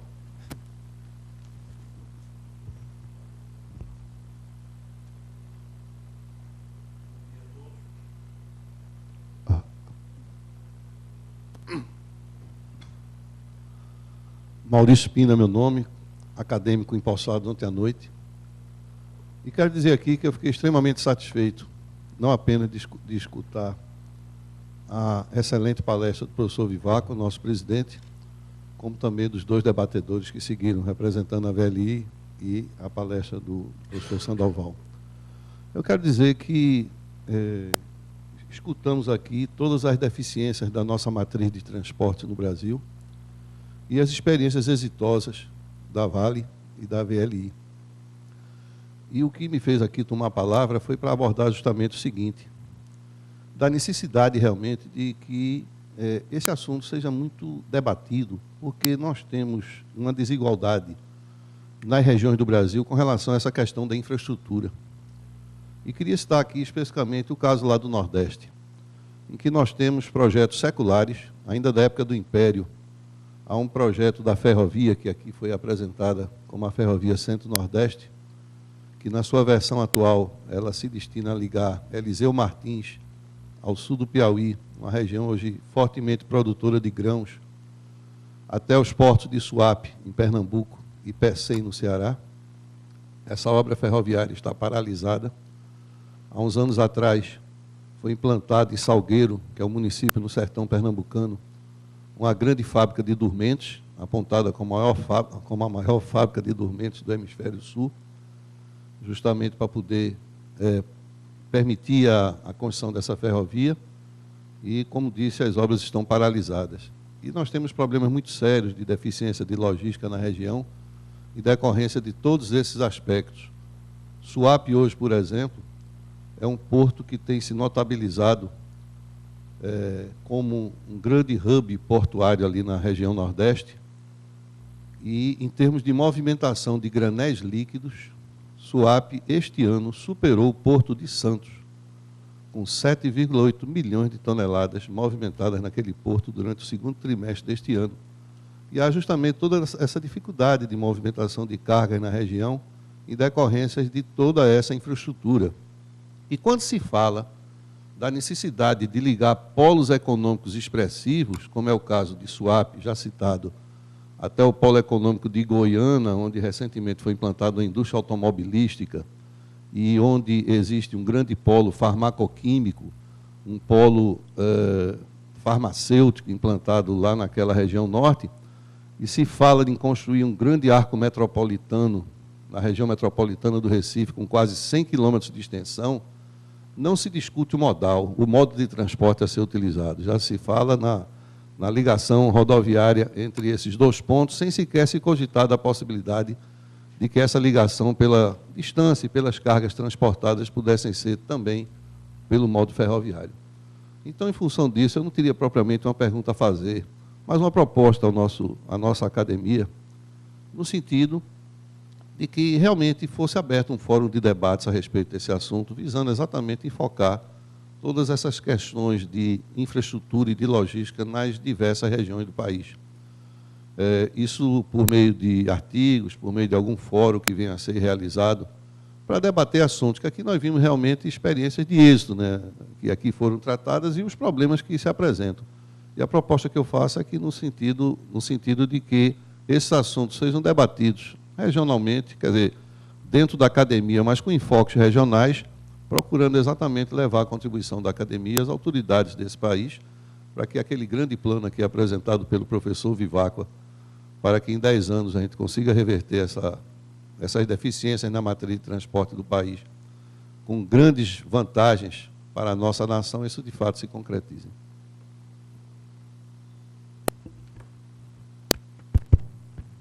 Primeiro quero cumprimentar o novo acadêmico, eleito ontem, Maurício Pina, de Recife. Em Recife nós temos 2 colegas, o nosso caro César Cavalcante e o professor Souza Leão, Eude de Souza Leão. E em Recife nós tínhamos uma mesa de integração que funcionava e cujo objetivo principal era dinamizar um projeto que, quando eu presidi a Valec, eu deixei pronto, ligando Suape, Salgueiro, melhorando aquela linha, e de Salgueiro até mais ou menos o Bico do Papagaio.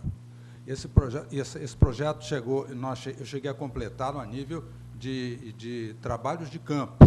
Ele foi deixado todo projetado, fisicamente no campo, e ele tinha um sentido econômico imediato, porque ele ligava Carajás ao Nordeste, por dentro, e ligava todo o Nordeste ao centro, a região ali do Bico do Papagaio, com as suas águas, terras, e no seu trajeto nós fizemos um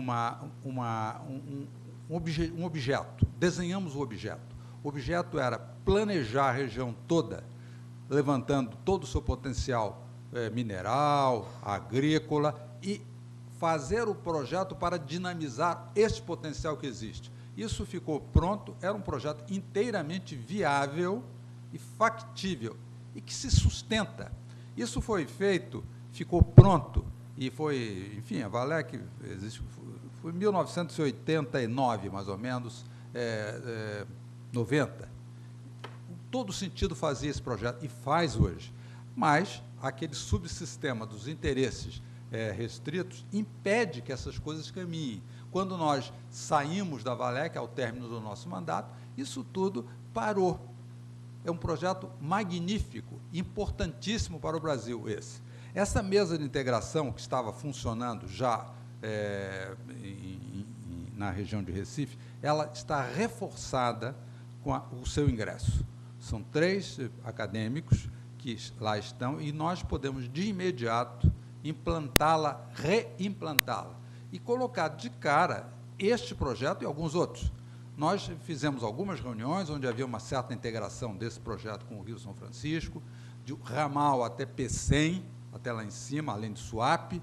Suape era partícipe desse projeto. Isso tudo ficou um pouco assim, em descanso, quando houve essa mudança. Nós saímos da Valec e as coisas vão mais ou menos parando. Um entusiasta dessa questão toda era o vice-presidente lá de Pernambuco, o Marco Maciel, que nos ajudou muito nisso tudo, inclusive participando de nossas reuniões, mas, no tempo, nós saímos, mas fica aquele subsistema que perturba a condução correta disso, permanece vivo, e ele para essas coisas, e se houve logo desativação de ramais, rodovias, essa conversa do Ministério dos Transportes, nós estamos cansados de ouvir lá dentro.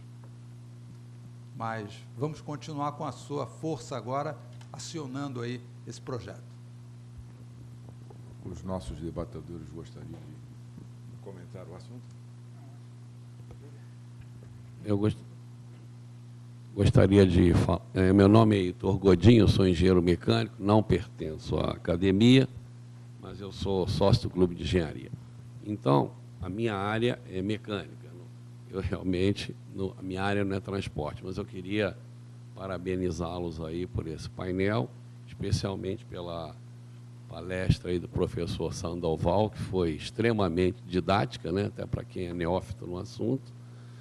E eu me lembro, faz mais de 20 anos que eu vi um filme na TV, e ele dizia o seguinte: quando os americanos fizeram a indústria deles, a primeira coisa que eles fizeram foi criar os meios de levar a produção deles.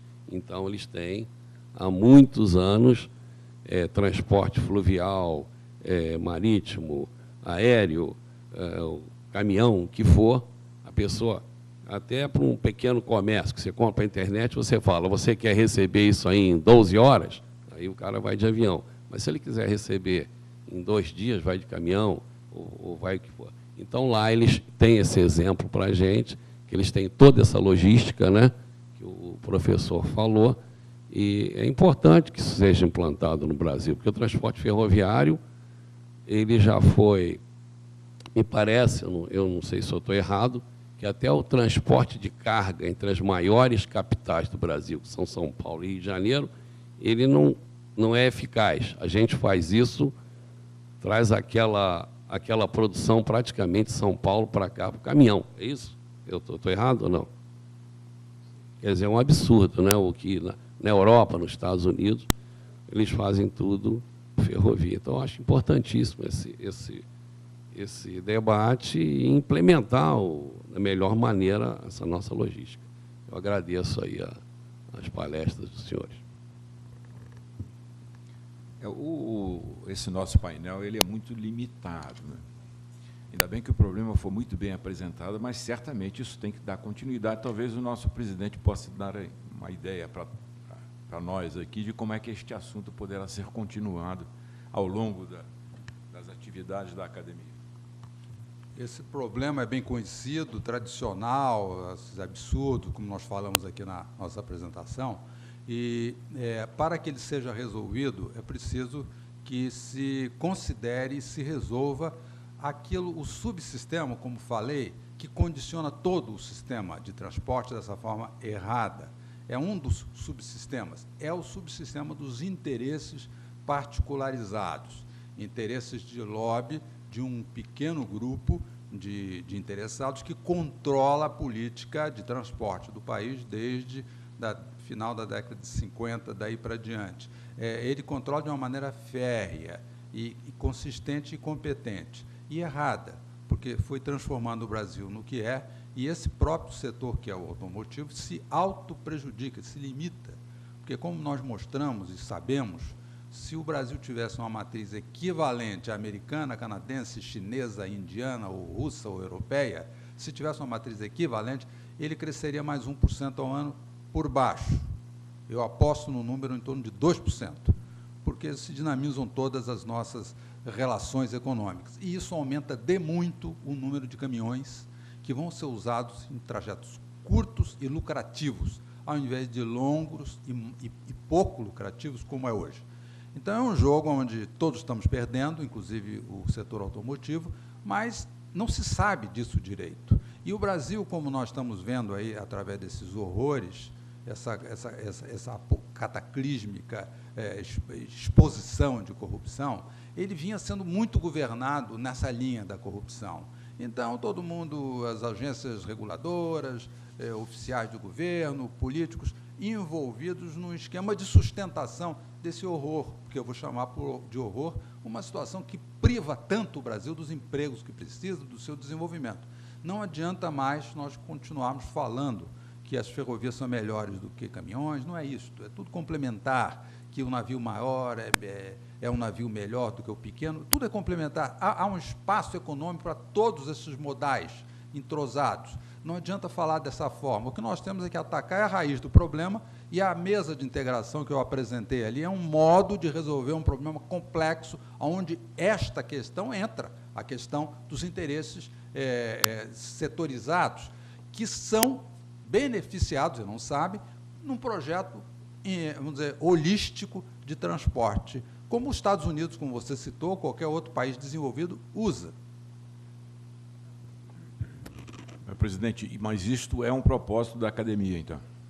Este é uma missão da academia. Como nós colocamos, é bem colocado, a Academia Nacional de Engenharia, ela visa a solução de problemas grandes, importantes do país, e resolvê-los em benefício do país, olhando os interesses do país, identificando os interesses do país, que muitas vezes são óbvios, nesse caso são, e lutando para que esses objetivos sejam cumpridos. É papel, sim, da academia, ela está empenhada nisso, E mais, ela tem um comitê técnico de transportes destinado a tratar destas questões, que nós vamos implementando gradualmente à medida que admitimos acadêmicos interessados e competentes nessa área, como, por exemplo, o professor Maurício, me permita chamá-lo assim, Pina.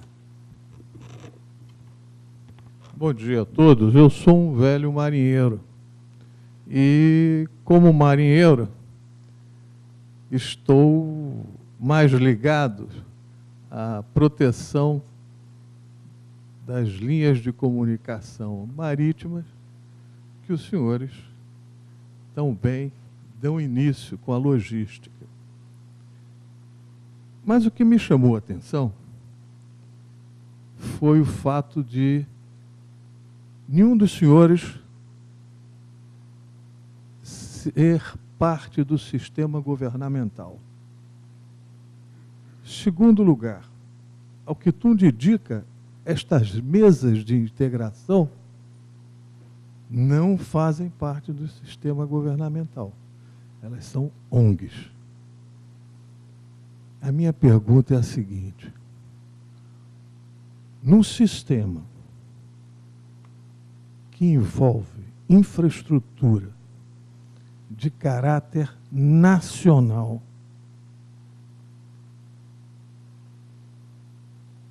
existe, então, ao vácuo de poder do Estado no planejamento dessas ações, ou isso ficará apenas ou suficientemente a cargo do mercado?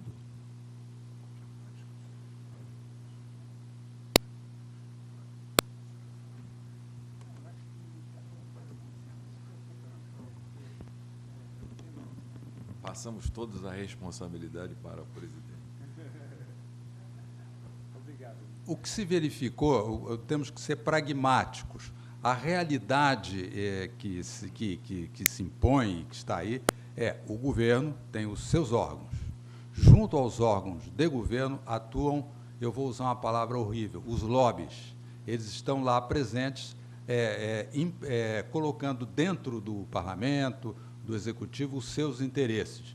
Quanto mais forte é um lobby, mais os seus interesses são promovidos. Aqui, nos Estados Unidos, e em qualquer outro lugar. Isto é da natureza do funcionamento, inclusive, das democracias. Existem os lobbies, os grupos poderosos, que influenciam políticas de governo. Isto é do nosso funcionamento democrático e do funcionamento democrático de todos os países.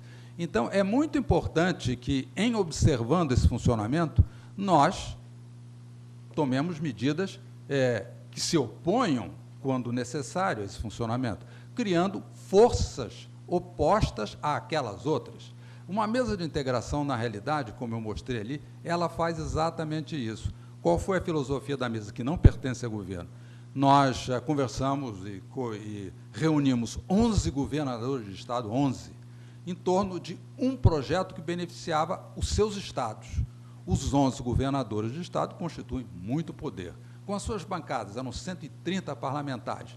Organizamos uma frente parlamentar que nós chamamos de Frente Parlamentar do Corredor Centro-Oeste e do Conselho de Governadores do Corredor Centro-Oeste. Então, tínhamos um grande poder político e colocamos, sob a égide desse poder, um projeto que contraria os interesses, esses que falava eu, particularizados, ligados, no caso específico, à indústria do caminhão, aos transportadores rodoviários. Colocamos um interesse que era contrário ao deles, mas tínhamos do nosso lado governadores de Estado, parlamentares e um grande número de empresas poderosas que se beneficiariam da ferrovia. Então, formamos uma coalizão de poder da sociedade democrática, legítima, e essa coalizão de poder pressionou para a solução de um problema. Que problema? Reunir duas ferrovias e portos num contrato operacional sequencial e contínuo. Isso foi feito, atraindo o investimento, então, para este sistema dos empresários privados. Grandes investimentos foram feitos em silos, terminais de recepção e transbordo, de rodovia para ferrovia. Isso tudo foi sendo feito em torno do eixo. Como havia um problema que amedrontava todo mundo, que era a questão de um sindicalismo selvagem que tomava conta dos portos e fazia greves contínuas, nós trouxemos esses sindicalistas selvagens para a mesa de integração, sentaram junto com os empresários, a princípio muita desconfiança, e nós, mediando as relações, acabaram eles, sindicalistas e empresários de grãos, assinando um convênio onde havia uma garantia de que, fluindo os grãos para os portos de Vitória, do Espírito Santo, da Vale, não haveriam greves por 1 ano. Isso foi assinado.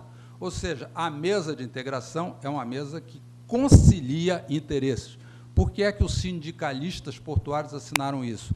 Porque viram que ia aumentar o volume de carga nos portos e iam acabar tendo eles um benefício por mais trabalho. Assim funciona uma mesa de integração. Ela faz convergir para um espaço os interesses da sociedade, interesses conflitantes, interesses de apoio à sua causa, e leva isso com poder político suficiente para o campo da realização concreta. Isso é a forma de resolver problemas dentro de uma democracia. E nós aplicamos, e esse projeto deu certo. A Universidade do Texas, como eu citei pelo seu Lyndon Johnson, de School of Public Affairs, ficou interessada, veio, estudou, fez pesquisa, publicou sobre o assunto como um método de resolver problemas. E como nós também entramos pela água e ligamos o corredor centro-leste à Argentina, nós promovemos a construção lá de um porto em Zárate especial. Então, entre Zárate e Vitória, passou a haver um fluxo pelo mar de automóveis entre os dois países, muitos automóveis por mar. E criamos em Vitória estações alfandegadas de interior, EADs, para receber esse fluxo. Então, tudo ia se desenvolvendo. Aonde estava o governo aí? Os governadores dos estados são governo, os parlamentares interessados na questão, que nós aglutinamos, são governo. Então, é uma forma de usar o governo, uma forma de atrair a iniciativa privada num processo que resolve, que dá resultado. Não sei se eu consegui responder a sua... nem tudo são flores, o mediador tem uma tarefa extremamente antipática, que é controlar o tempo. Então, temos tempo só para a última pergunta, e depois nós, no intervalo, podemos continuar conversando sobre o tema. Por favor. Obrigado, acadêmico. Acadêmico Walter Mannheimer, da UFRJ. A minha pergunta é mais no sentido quase de uma reflexão, e eu vou fazê-la de um modo geral. Eu notei bem, o doutor Vivacqua frisou bastante esse ponto político do lobby, que pode ser muito importante nesse ponto em particular, mas a minha pergunta é mais geral, em relação ao ambiente que nós vivemos hoje. Muitos projetos, seja de logística, seja de indústria, transporte, qualquer um no Brasil, refinarias que sejam, estão paradas em grande parte por falta de recursos. Temos a tecnologia, temos os materiais, temos as pessoas que possam fazer, conduzir, temos a mão de obra. Então, o que me parece que falta realmente é capital para integrar. Isso é um dos pontos. Eu menciono isso porque eu tenho uma pergunta que eu me pergunto se a academia de engenharia, quase que já numa fronteira de economia, deva tomar uma posição em relação a isso. Posição doutrinária, posição ideológica, entre forçar tudo com capital nacional que não existe, ou globalizar um pouco mais a economia e fazer quase que um trabalho agressivo, que não é facilitado pelos Bs, B- que nós temos hoje em dia, mas que fez que não há uma vontade, né, de tentar abrir mais a possibilidade de trazer esse elemento que falta para que obras maiores que geram emprego e tudo possam se desenvolver. Não sei se eu me fiz entendido, mas seria oportuno a academia, pelo menos pensar, não emitir uma opinião, mas pelo menos pensar sobre como é a nossa opinião em relação à doutrina de interiorização, globalização da economia dos empreendimentos de internacionalização. Obrigado. O pensamento da academia, como nós temos muitas vezes discutido entre nós acadêmicos, como é o professor Mannheimer, colega nosso de academia, nós temos sempre discutido que o objetivo da academia é ofertar soluções para os problemas do país relacionados com a engenharia, olhando o interesse do país. Nesse caso específico que o professor Mannheimer colocou, que é uma questão extremamente importante, me parece que o equacionamento ou o pensamento sobre essa questão é muito simples. Existe um volume muito grande de capitais internacionais disponíveis. Está lá. Existe um país continente. O Brasil não é a Suíça, que a gente resolve o problema de transporte com bicicleta. O Brasil, como vimos ali, é Lisboa, Moscou, de leste a oeste e de norte a sul. O Brasil é um continente. Então, o Brasil tem que atrair esse dinheiro que está lá fora para os seus projetos, neste caso específico. O projeto de transporte, ele é um projeto meio, ele está na base de funcionamento de tudo. Então, que venham os recursos para construirmos esses meios. Agora, não vamos fazer esses meios construindo-os da seguinte maneira: vamos trazer trabalhadores desempregados, não sei de onde botar aqui para... Não, vamos fazer com a nossa mão de obra, com os nossos técnicos, em parte, abertos também à tecnologia e a engenheiros do exterior. Nós temos poucos engenheiros no Brasil para as nossas necessidades. Vamos trazer alguns também. Quer dizer, nós não somos fechados, nós queremos resolver problemas olhando o Brasil, trazendo o dinheiro de fora e trazendo também a tecnologia quando não temos aqui. Agora, termos aqui, sim, sempre a consciência e o cuidado de estar desenvolvendo tecnologia, ciência próprias, para sermos donos também do saber. Isso é vital. Então, abrir, por exemplo, agora, o espaço para o investimento externo em ferrovias, perfeito. Um marco regulatório sólido, que seja persistente no tempo, que garanta quem coloca o dinheiro aqui que vai ter retorno por um tempo suficiente, e trazer o capital. Agora, ao trazê-lo, por exemplo, dinamizar uma indústria ferroviária de ponta aqui, com tecnologia própria, como fizemos com a Embraer, onde sabemos fazer avião, exportar para o mundo todo, e desenvolvemos tecnologia própria aqui no Brasil. Entretanto, trazendo do exterior o que de melhor havia em cada campo da tecnologia para incorporar nos aviões. É o mesmo modelo, nós sabemos fazer. Fazer isso com a ferrovia. Quem deveria estar exportando trens de alta velocidade, eu não diria que competir com a China, porque a população de lá é maior do que a nossa, as megalópolis são maiores, eles têm mais necessidade disso. Mas nós também temos. Devíamos ter aqui uma indústria ferroviária capaz de exportar, por exemplo, tecnologia de trem longo, tecnologia de trem pesado. Imagine um trem pesado com 35 mil toneladas de minério de ferro, correndo a 80 km por hora. Isso é uma façanha tecnológica. Imagine o volume, a quantidade de energia cinética que está em trânsito, 35 mil toneladas correndo em 1,60 m ou 1 metro aqui embaixo, a uma velocidade de 80 km, e tudo perfeito, sem descarrilar. Isso é tecnologia de alto nível. Deveríamos desenvolver isso, patentear essas coisas, fabricar esses produtos aqui e exportá-los. E não ficar aí a qualquer coisa, chama do exterior alguém para consertar, soldar um trilho, essas bobagens, que o Instituto de Tecnologia da Vale está caminhando nesta direção, de desenvolver essas tecnologias aqui para que amanhã possamos exportá-las. Ou seja, capital de fora, respondendo a sua pergunta, sim, na quantidade necessária pelo continente que somos, pelos recursos naturais que nós abrimos sempre que vamos para o interior. Esses projetos se pagam com os impostos futuros, como nós modelamos aqui, fizemos um modelo de simulação matemática, mostrando que essas ferrovias, que essa mudança de matriz, ela gera um volume de impostos suficiente para pagar tudo, com folga. Isso aqui é os economistas equacionarem isso. E os bons economistas no Brasil, alguns dos melhores, sempre foram engenheiros. Então, nós sabemos também entrar por aí, nessa questão econômica, junto com eles. Não sei se respondi, talvez tenha me estendido muito.